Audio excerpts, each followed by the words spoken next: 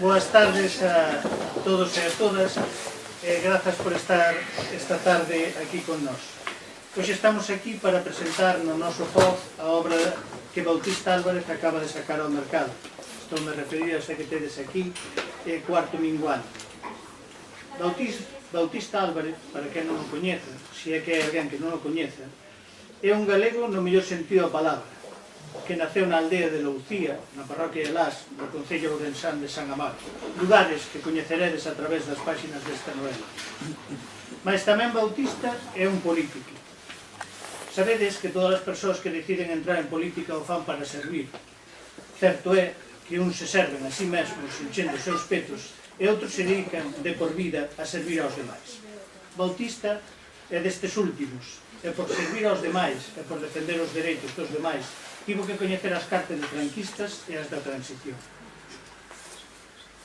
Os froitos da súa labor política vémolos na fundación daquel Consello da Mocidade e despois na fundación da UPG aquel 25 de xullo do 64, sendo el un dos que redactou os 10 puntos programáticos.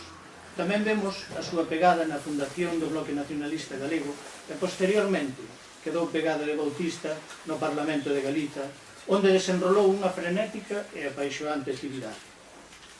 Bautista é un home que fixo de todo, porque, tal como dicía Otero Pedrallo, todo estaba sen facer. Mas hoxe está aquí Bautista non como político, que nunca se deixe de selo, senón como escritor. As súas calidades literarias intuíanse na súa extensa obra xornalística, tanto en prensa galega como na do Estado español.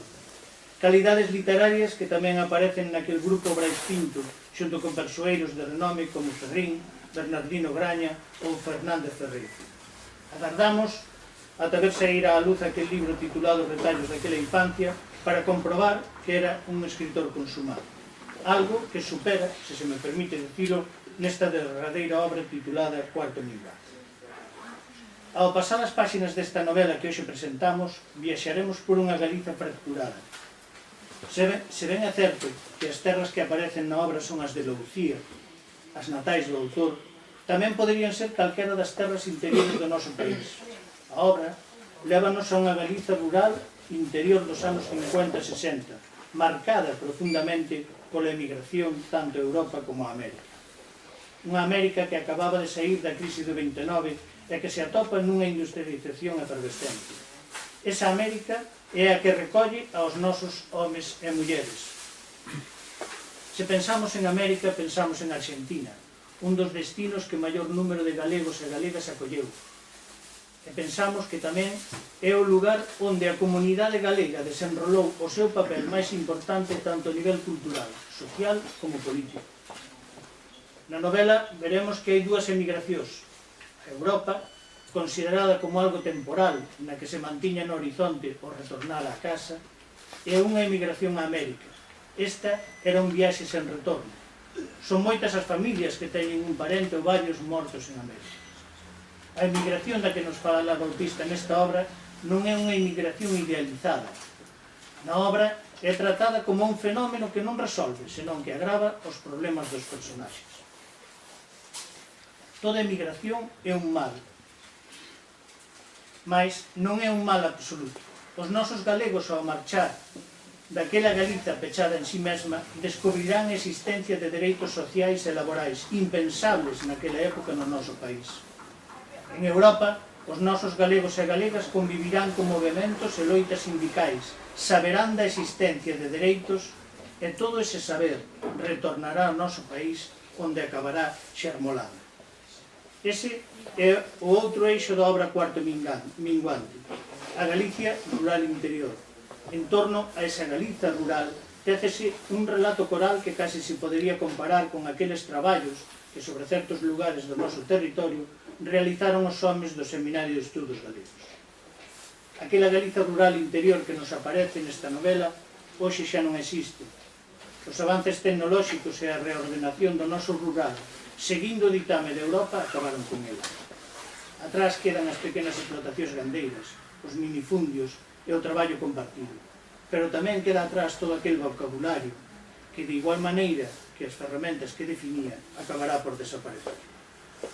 Na novela, Bautista está presente non só como narrador, senón que tamén aparece como personaxe, sentando posicións e opinións sobre certas realidades, trascendendo o fío narrativo. E así o vemos opinando sobre temas como a desaparición do rural, a situación da lingua ou sobre a literatura galega, entre outros.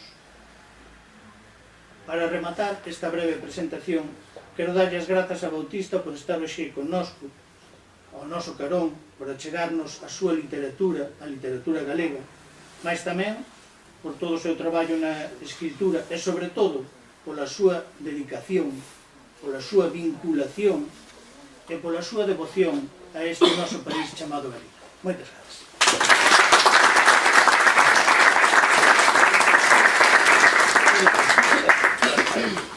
Moitas gracias por a túa presentación, que gostei efectivamente unha obra literaria.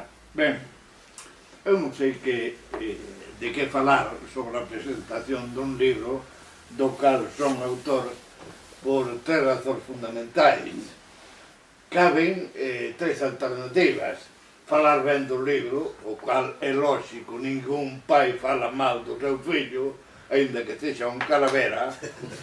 A miña obra pode ser unha calaveada, pero eu non me atrevo a falar mal dela, ou, sinceramente, para falar mal, claro, eso non me atrevo. E entón, tampouco vos vou contar o que aparece neste libriño que tendes nas vosas manas ou que estades dispostos a comprar, se queredes que eu non obrigo, porque eu non vivo da literatura, pois non vou contar, porque xa o veredes aí. Pero hai unha cousa que si efectivamente quero significar, e me parece que xa o relatei, aparece nun episodio, non estou agora para volverlo reler, cando o meu amigante, o protagonista da miña novela, parte desde Vigo para as Américas, non para aquel continente do que poucos dos que se marcharon para lá retornaron con posterioridade. A emigración, eu divido a emigración galega en dous espacios. Primeiramente a de ultramar, que é unha Galiza desaparecida, non retornaron, algúns sí, a maior parte deles, e a emigración continental, da que todos manteñen un contacto estreito co noso país, non o abandona. E cando eu falo de emigración continental, non solamente me estou referindo a que a partir dos anos 50 se dirixiu a Suiza, a Alemanha, a Francia, senón tamén, primeiramente, a outras partes do Estado español, concretamente un país de destino, eran así o país das Vascongadas, Euskadi, a Cataluña e a Madrid, sobre todo a Madrid, ainda existe neste momento unha gran emigración. Pero a min, eu para relatar a partida do meu protagonista para América, lembrábame dunha escena que presenciara anos atrás, onde eu situo a súa partida, cando Santa María, un ano antes precisamente do seu secuestro, non? Aquel famoso secuestro por Santa María por galegos, non? Que estaba protagonizado prácticamente por galegos, pois ali no Porto de Vigo había nos balcóns da nave do Santa María unha cantidad de xente, todos eles emigrantes, tirando serpentinas por debaixo, que eran familiares, os primos, os irmáns, os pais, os fillos, etc.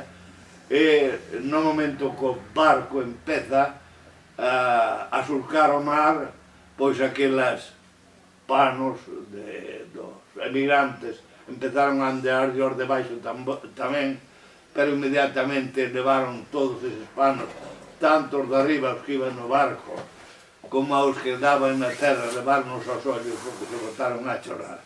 A verdadeira desgracia de Galicia. E eu entón fago unha reflexión, que aqueles que se dedicaron a andar buscando temas para a súa obra literaria na nova narrativa galega, eu xa o digo, non sei nace un árabe, aquela nova narrativa que tuveron que andar buscando a inspiración escritores estranxeiros. Xa o teño dito algunhas veces, aqueles que me falaban moito de Faulkner. Eu teño os mosquitos de Faulkner, un incapaz de terminar de ler. Ben, cando aquí precisamente en Galicia temos temas importantísimos que é necesario levar a obra de arte. Como fixeron os escoceses? Non sei se virades unha película, non me acordo como se titula, que di que creou máis nacionalistas escoceses que todos aqueles predicamentos que facían os partidos nacionalistas, non, da súa historia.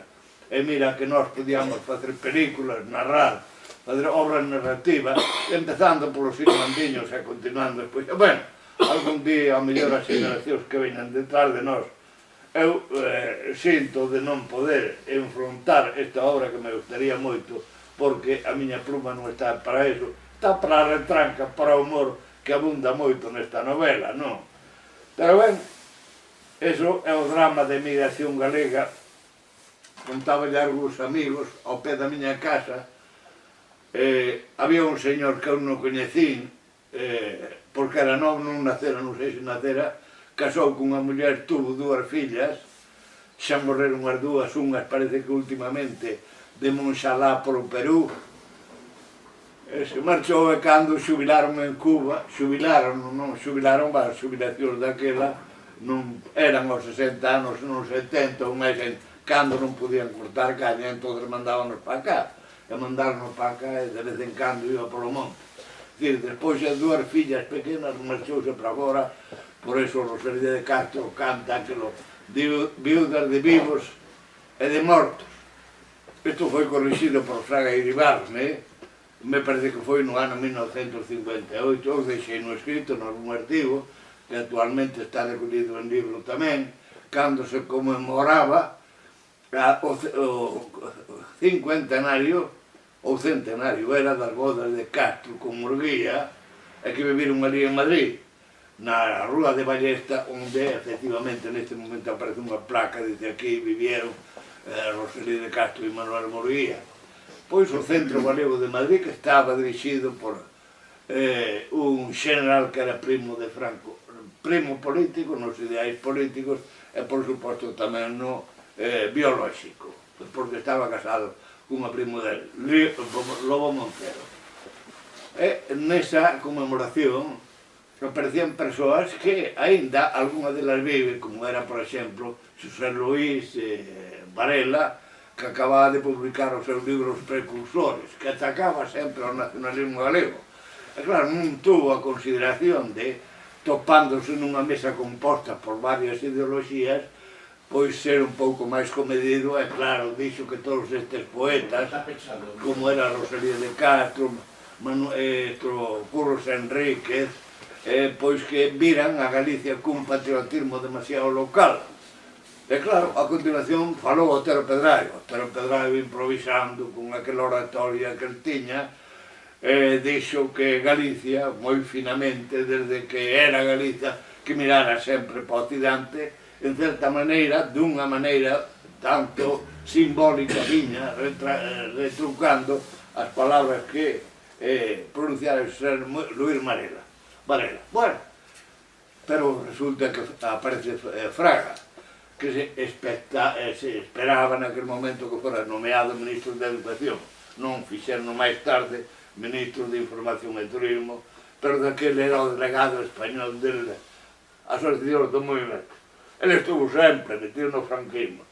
E entón empezou a ler unha cuartela que levaba un folio desas que aparecían nos manuais de literatura do que se estudaba no bachillerato, que resulta que todas eles terminaban na literatura española José María de Pereda, porque José María de Pereda parece que era un tipo carlista bastante unido coa dereita, e Palacio Valdés xa renegaban dele.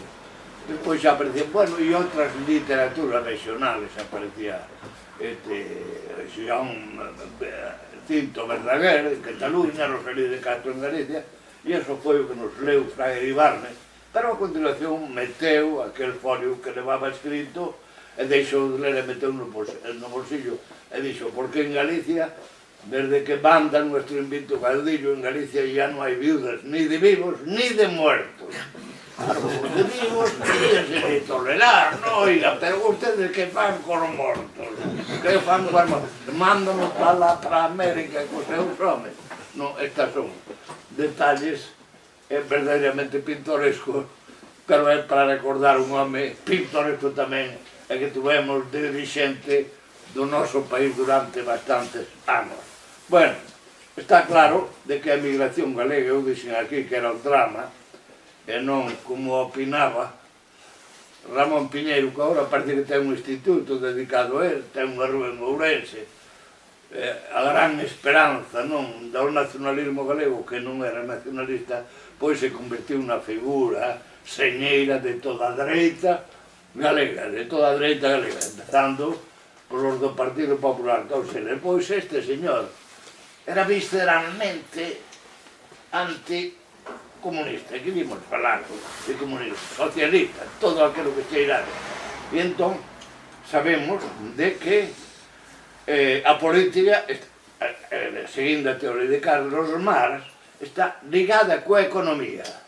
Si, efectivamente, nós ligamos a migración galega a un conflito, a unha causa de carácter económico, automáticamente estamos reconhecendo implícitamente unha división de clases, unha explotación económica.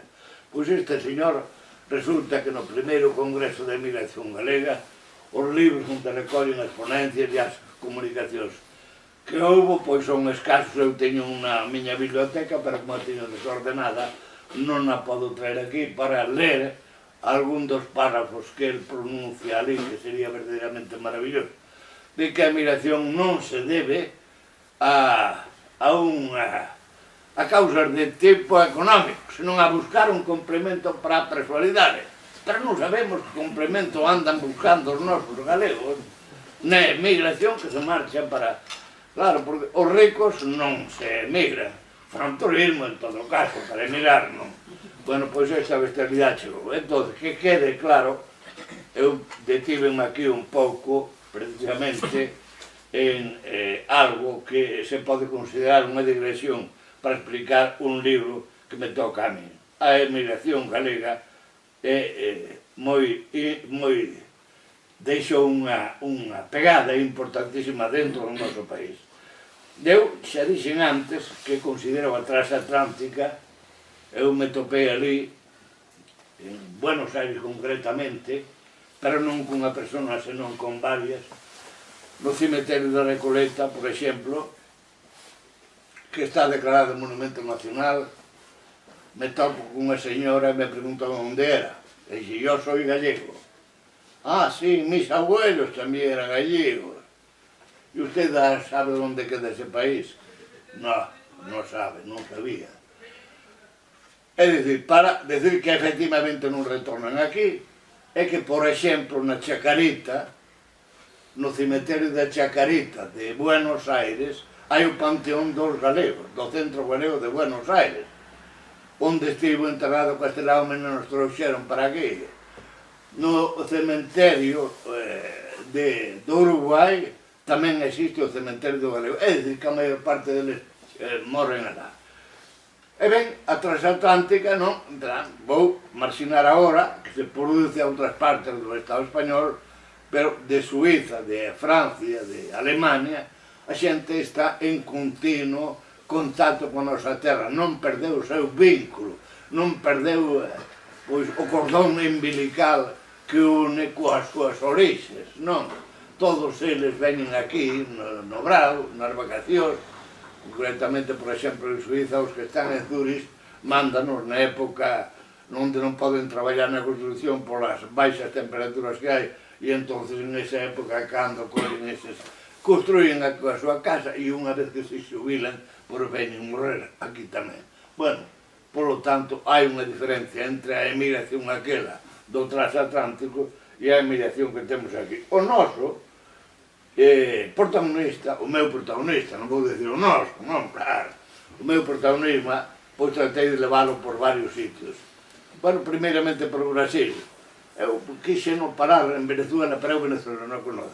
Pero claro, empezar a relatei non o que efectivamente me contaron a xente que estaba lá. Un amigo que foi a Armadanzas de levaren o noso Ismael por o mundo adiante, non? Un xastre, non? Que está no noso país porque era algo coxo e había dúas saídas para os coxos. É dicir, mira, nas aldeas había ou emigración, había dúas saídas, ou coller un oficio. A xente que non tiña posibilidades económicas importantes, pero o oficio, mire, os que había canteiros desaparecieron casi todos. Se hoxe queremos reconstruir unha parede antiguas, pois non atopamos ningún, por eso todo se fai de prepiaño, non? Había zapateiros, lógico, hoxe zapateiros tamén desapareceron porque se rompen os zapatos, tiramos coeles e compramos outros novos. Había os xastres, non xastres, os zoqueiros, non, zoqueiros había, hoxe zocos xa non hai. E os oficios que se mellor lle acalaban a un que estaba un pouco coxo, como é o noso protagonista, pois eran dous, o de zapateiro, non había que moverse, non traballar dentro do seu obradoiro, ou xastre, xastre, e non imos comparar o xastre con o zapateiro. A prova é que os xastres, a maioria delas, hoxe teñen firmas importantísimas que as pasean para as rarelas. Ese que hai de... como se... Verino. Son todos. O Adolfo Domínguez. Era un xastre que había. Eu comprei un traxe cando ainda non era famoso Adolfo Domínguez. E claro, cando despois xa vi que era un tipo famoso, mirei a miña chaqueta e dije, Adolfo Domínguez, mira, sí. É dicir, que as grandes pasarelas construíronse por os xastres. Pois ben, pero non daba, o capitán non daba e entón tuvo que se marchar para América. Iba para Venezuela. Pero claro, como a travesía era longa, non como agora que se fai as travesías en avión, e claro, eso son cousa dunha hora, de varias horas, 11, non?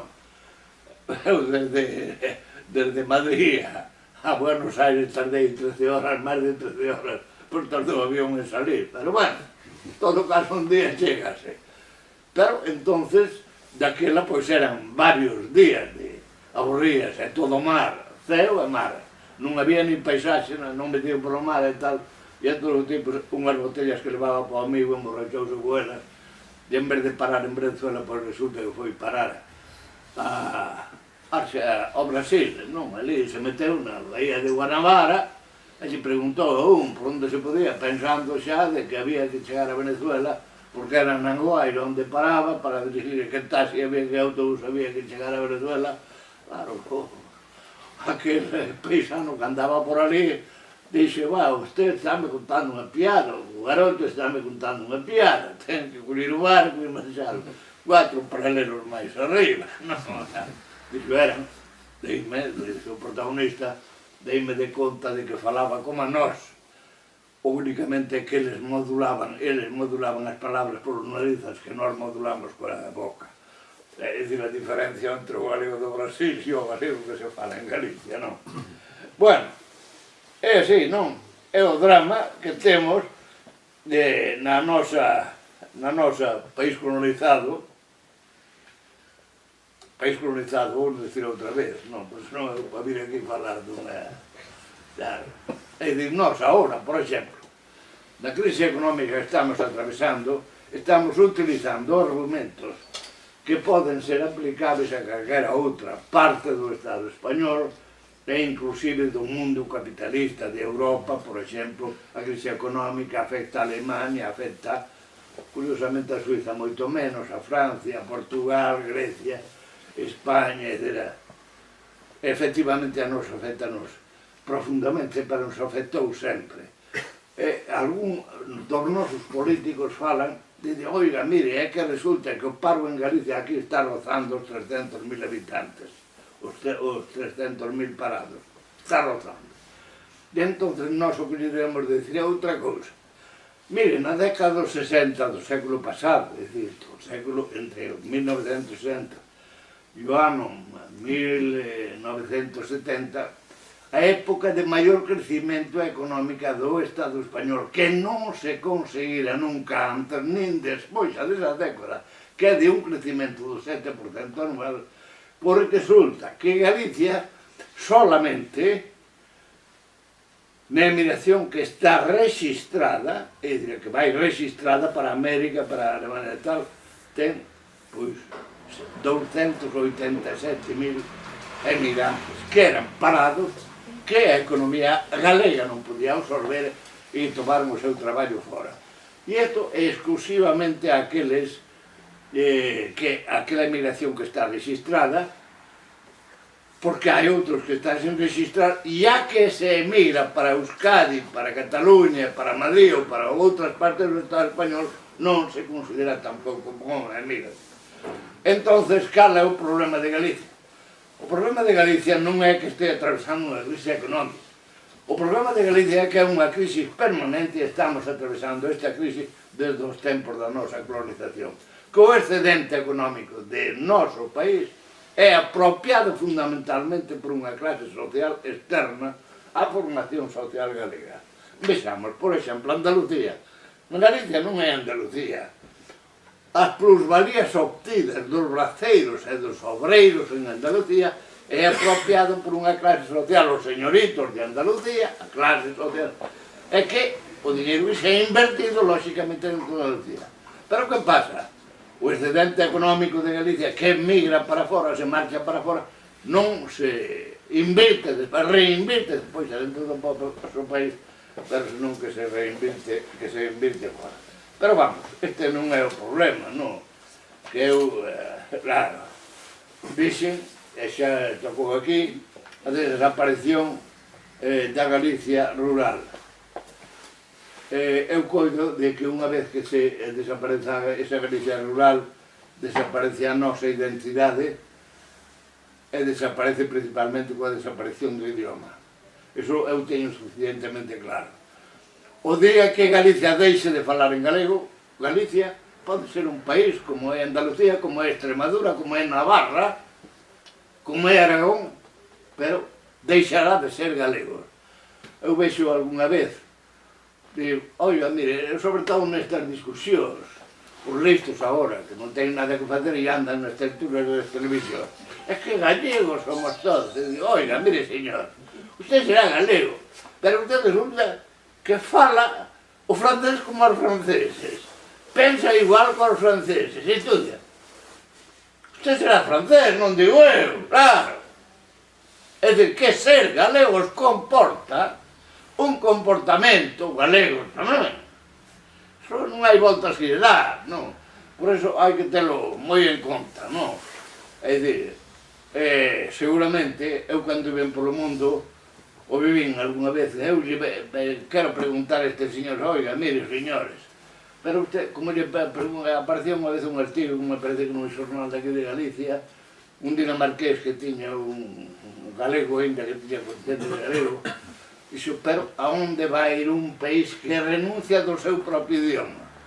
Esa é a reflexión que nos temos que facer todos os que nacemos aquí. Aonde vai un país que renuncia do seu propio idioma? Eu me parece que está tamén un escrito, cando facía o servicio militar alá en Madrid, sentado en Madrid, pois galegos ali había poucos, non? Porque foi a primeira leva que foi forzosa a aviación, porque antes únicamente iban a esta parte do exército, únicamente os voluntarios. E na mesa, en frente miña, cada un sentaba e patear onde podía, escoito falar a un individuo, e dixe, oi, ti és paisano meu. Puxose colorado porque se decatou de que eu lle collera xa a súa orixe. Non, soy dun pueblo de León, cerca de Galicia e tal. Dixo, joder, a ver como disimulo o meu acento, non? Non, xa me enterei despois xa era dai de Viana do Bolo, dunha aldea de aí metido na xa. Pero isto non é que o diga eu.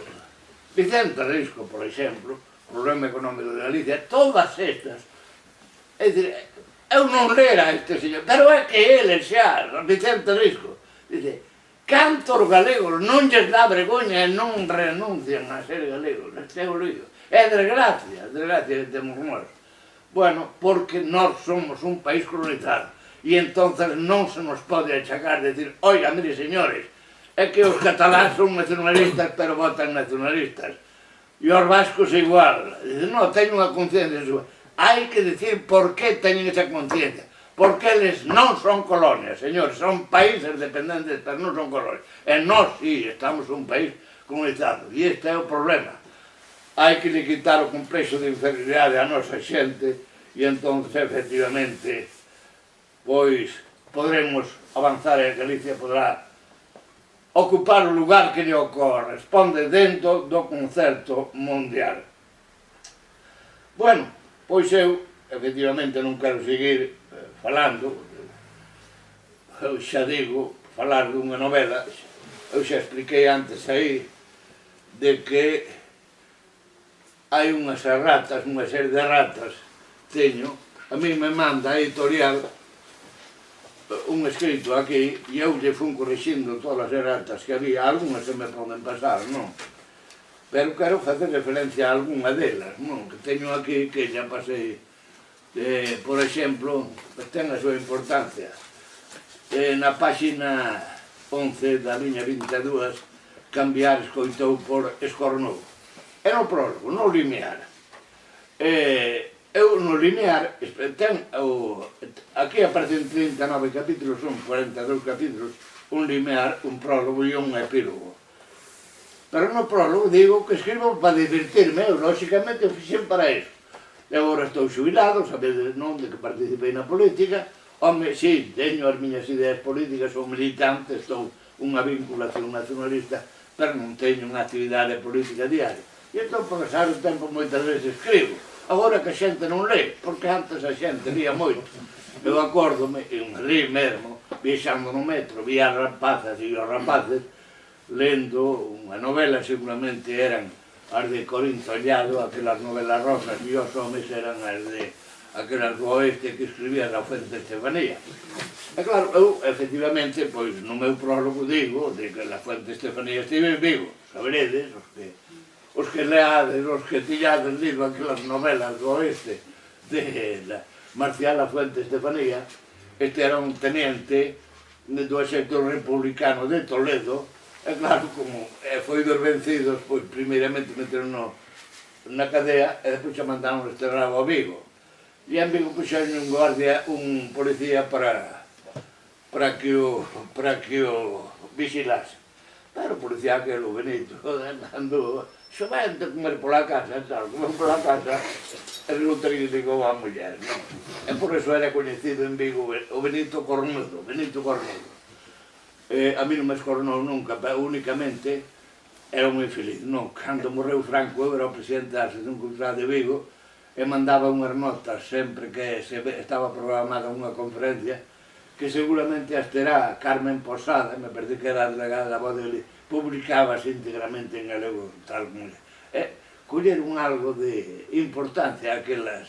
Elías tamén o policía, e o policía, xa cando morreu Franco estaba programada unha conferencia, tuve que mandar unha nota dicindo que debido á morte de Franco, de tal, e chamoume, claro, mandou unha policía, dixo que era irreverente aquela nota que mandara, porque ni el caudillo, ni excelente, por lo menos el excelentísimo señor. Xo, bueno, pois pa outra vez que morra, xa que non. E entón aparece, non? Lógicamente, poden negar na página 1122, aparece, cambiou, escoitou, porque aí aparece, dixo que esta biografía deste señor a pode escribir tranquilamente Méndez Ferrín, un grande escritor, que foi presidente da Real Academia Galega, e di aí que el tamén o escoitou algunha vez, pero non escoitou, escornou a feliz, os cornos, paseaba os seus cornos pola calle de Príncipe. Bueno, despois outras cousas, pois ten menos importancia, como é, por exemplo, na página 40, na liña 22, substituir a palabra esforzo por traballo. Isto xa, porque a mí me mandaron as probas, e esta rata non aparecía. E por que razón? Eu non sei quen é, eu falei outro día co Bragao, ainda penso falar con ele outra vez, se pasou de lista, me perdei a persona que corrixou as probas, pasou de lista. E pensou que estaba mal, por exemplo, un epíteto que eu utilicei, epíteto non, un calificativo que eu utilizo, de rugosa aí, me mandou Canido, dixo, non parece ser de que estou de rugosa, que Dice, mire, señora, esta é unha metáfora. E xa lle tuve que citar unha metáfora de Azorín, cando nos describe unha muller de loito, dice, ébano e marfil, ébano, marfil, ébano e marfil, describindo aquela muller. Era unha verdadeira tal, aquel parece que non lle gustaba moito a rubora. E bueno, pero sí, efectivamente me corrixiron. E na página 40, onde eu digo, substituirme esforzo por traballo. Hai unha página aí digo, vamos a ver, era un señor que quería traballos de pouco traballo. Isto é unha figura retórica, que consiste, que se chama diáfora, que consiste en repetir dentro da mesma frase a mesma palabra, pero con significados distintos. E claro, entón eu decía yo outro día a Bragaus, agora supoño que lle digo correctora, dille que espabile ese corrector, ou esa correctora, parece que é. Dice, a letrilla de Góngora, dineros son calidad. Como poría ese corrector a dineros son calidad de Góngora? Cando dice, cruzados hacen cruzados, escudos pintan escudos, e taúres moi desnudos, condados ganan contados, ducados dejan ducados. É dicir, na primeira palabra que aparece, pois resulta que son moedas sempre. Cruzado era unha moeda de Portugal, non? Escudos, existía a moeda española, os taúres que ganaban cordados, os condados, que era un territorio rexido por un ducado, e os ducados, que era unha moeda tamén. Claro, cando el critican isto, dinero son calidad, unha letrilla de Góngora. Bueno, entón, claro, iso que máis me fastidia é, por exemplo, que, bueno, a outras son, efectivamente, pois, lóxicas, non? Por exemplo, estuir cama por casa, é fácil confundirlo, non? Esta non, esta é adrede. O alimañas por alimañas, non sei, tamén se pode corregir. Pero isto eu xa o tiña corregido, é que despois xa do capítulo 24, o capítulo 24 termina nunha palabra que se chama pagadores, de pagadores. Estou recitando como protagonista lle fai unha está na cura da parroquia que non lle paga. E o capítulo xira entón todo totalmente en col da figura do cura que non lle paga. Por iso eran malos pagadores e aí termina. Pero resulta que punto e seguido, polo menos poñer punto e aparte, era o capítulo 25 que estaba especificado, onde trata dun desencantamento que o protagonista vai fazer cos amigos ao castro de San Ciudad das Las, que está agora aberto ao público. Eu comprobei ali que houve varios desencantamentos desos, non? E o mesmo sucede despois xa de o capítulo 33, hai un capítulo 33, non foi tamén na página 118, despois xa de comprar, xa aparece un capítulo novo. Outra é máis fácil de distinguir, porque nin siquiera un punto e aparte, polo menos un punto e aparte, en temas que están totalmente diferentes. E hai outro, non, despois xa, claro, que queira, non teña paciencia de ler o libro, despois xa de, xa como última, a página 155-27, non, cambiar unha bata por primeira. Vamos a ver. Aí aparece unha muller, portuguesa ela, de Mirandela. Vai estar servindo no mesmo xeito. O problema que la tiña era unha nariz grande, grandísima, de medo, non? Pois resulta que vai dormir unha noite con outro noso protagonista, non? Levantas outro día por a mañá, e claro, automáticamente ela parecía velos de Ignicio, como auténtica escultura de Praxiteles, non? Claro, que non se conserva a escultura esa, parece ser que desapareceu, pero resulta que hai copias, e unha delas está no Museo do Prado de Madrid tamén. Bueno, supoño que era. E claro, eu empezo a describir ali, non? Onde resulta que ela deixara nas sabas do protagonista, do Ismael, deixara a chave do tesouro que todos os homes agardan recibir das súas mulleres a noite de bodas. Todos saben onde vai, non? Claro. que non son paros nada por onde vai. E claro, pois o punto seguido, era primeirita. E claro, para unha que era novata. É dicir, entre as dúas palabras, primeirita e novata, hai unha afinidade semántica, pero non hai sinonimia. Hai proximidade, pero non hai sinonimia. Pero bueno, eu xa falei coa editora e dixo que para a próxima edición que faga xa procurarán corrixir estes defeitos que hai. Bueno, eu seguiría falando con Gorko sobre isto, pero se vos explico máis cousas, ao mellor non complado explico. Entón, é a miña ruína. Bueno, moitas gracias a todos vos.